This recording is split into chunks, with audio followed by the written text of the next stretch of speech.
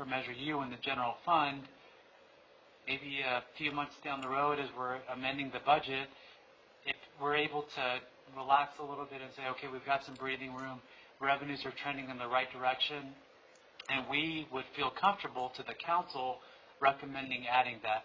We don't want to create the ongoing budget deficit issue that has been lingering for the city for years. That's what we're trying to avoid with this.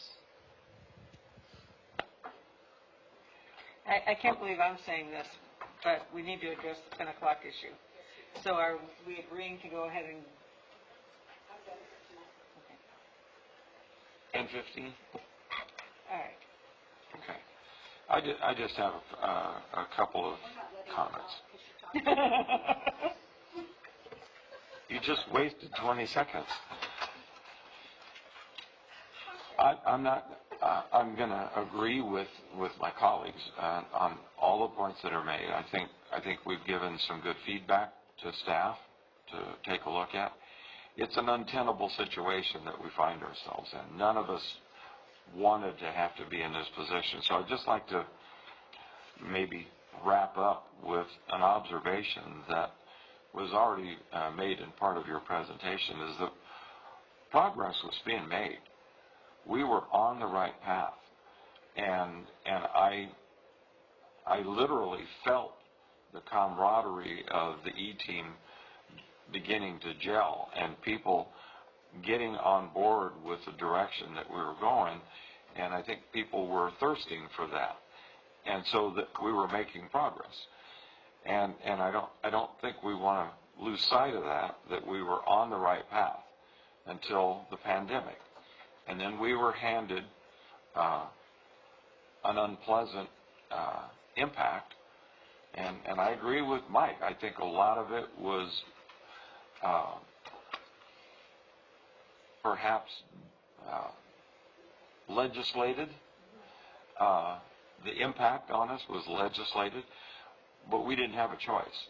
And so we're in a situation that the businesses have found themselves legislated into closing their doors and reducing their customer base.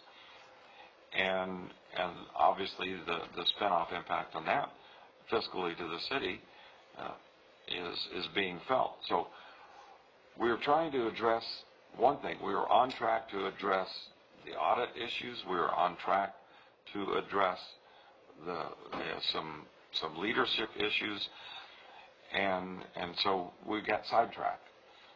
But I think it's important to keep in mind that through some ongoing leadership, the commitment that I think the team is exhibiting, and I really can't emphasize enough personal accountability for staff. I think it's going to address Mike's issue. You shouldn't have to be picking up the phone and doing that.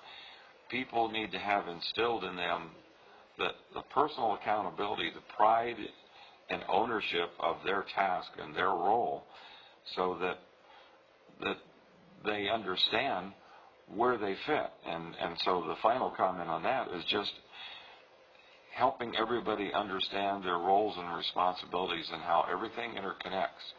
You don't have the luxury of saying, well, that's not my job, that's somebody else's job. No, because of what I do or don't do is going to impact somebody else. And so I think that the entire city workforce needs to have that sense of understanding how all these moving parts come together and how it all fits, and helps make the machine move down the road efficiently and effectively. So I know that we've spent a lot of time on this. I appreciate the reality of the pain that everybody's experiencing going through this. It's not fun, but I think we want the auditors off our back. We want to be able to look our constituents in the eye and saying, we're doing the best we can with what we have to work with, and we can't do it with smoke and mirrors. It has to be reality-based. And so I appreciate all the staff's effort and work going into this. And honestly, we appreciate the job you're doing, Chris. It's the first, you talk about all the managers that have left. They've had to leave because they weren't doing their job, not because of anything else. So we appreciate you taking the bull by the horns and doing what it was necessary to get things done, and we're thankful for it. So we appreciate your hard work. Thank you, Councilmember. I really want to just provide the kudos to the team, because everything that's here, they're the ones that did it. They're the ones that made the difficult recommendations. They're the ones that are doing this day in and day out. So I really want to thank the team. Lorena did an outstanding job in compiling everything together. The reason the agenda came out Friday evening was because of Friday at, 7 o'clock, I was still making edits to it. So I just really want to thank the team for being flexible and making it happen. So they're the ones that deserve all the kudos. But thank you. And one final comment before we hit the 10:15.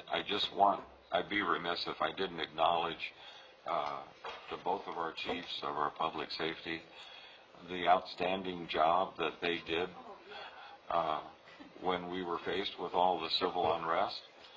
I think that was clearly a demonstration of the value of planning and preparation and the benefit of a unified command. We had all of the major components needed, and basically a matter of there was good insight, anticipating what might develop, and a flip of the switch.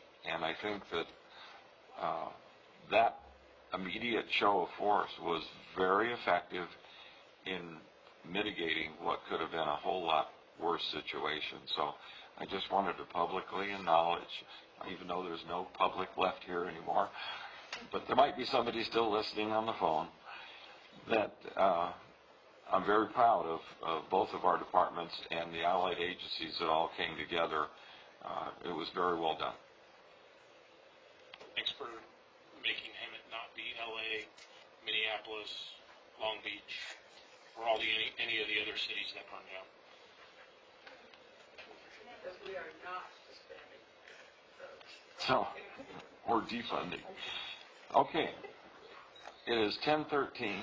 We've already adjourned the council meeting, so I'm going to adjourn this work study session. Thank you all for your participation.